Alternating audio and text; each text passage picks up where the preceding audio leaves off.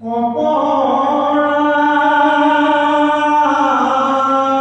আছে ন হৈ আছে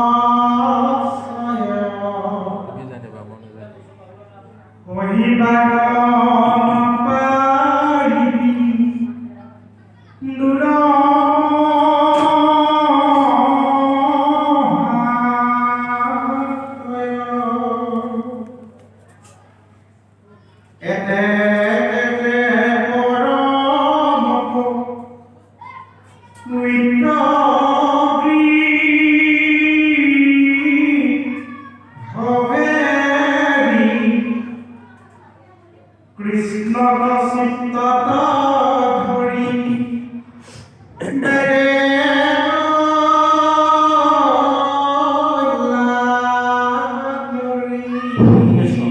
এতিয়া চব এতিয়া ক'লে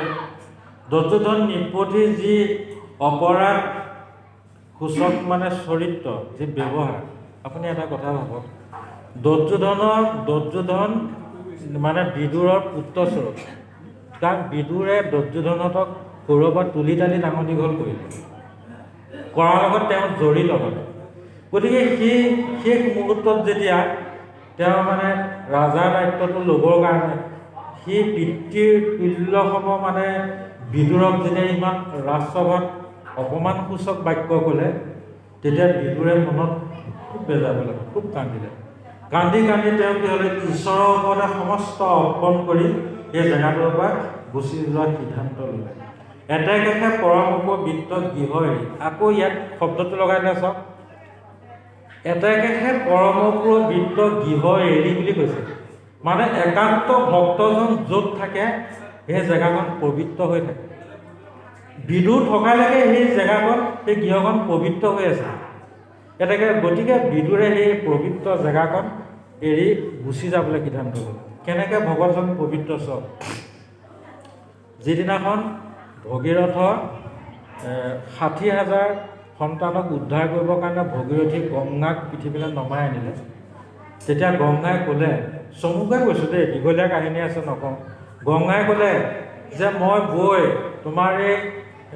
৬০,০০০ পুত্ৰক মই উদ্ধাৰ কৰিম সেই উদ্ধাৰ কৰাৰ পিছত সেই পাপখিনিতো মোলৈ গুচি আহিব গতিকে মই কেনেকৈ উদ্ধাৰ হ'ম গংগাই ক'লে তেতিয়া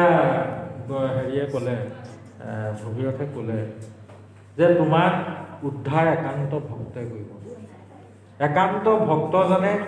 যেতিয়া পদৰেণু তোমাৰ ক্ষীৰত পৰিব তেতিয়াই তুমি উদ্ধাৰ হ'বা এতিয়া আপুনি গংগাত স্নান কৰিবলৈ যে ভক্তসকল যায় গংগাই স্নান কৰিবলৈ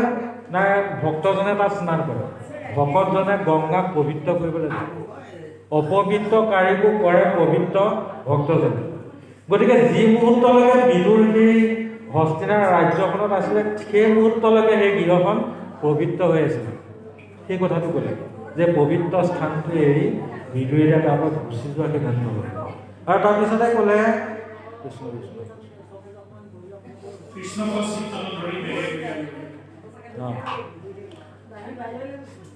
তাৰপিছত তেওঁ কি ক'লে এটাকে পৰম পবিত্ৰ গৃহ কৃষ্ণক চিত্তত ধৰি বেগে গৈলা এৰি কৃষ্ণক চিটখনতে লৈ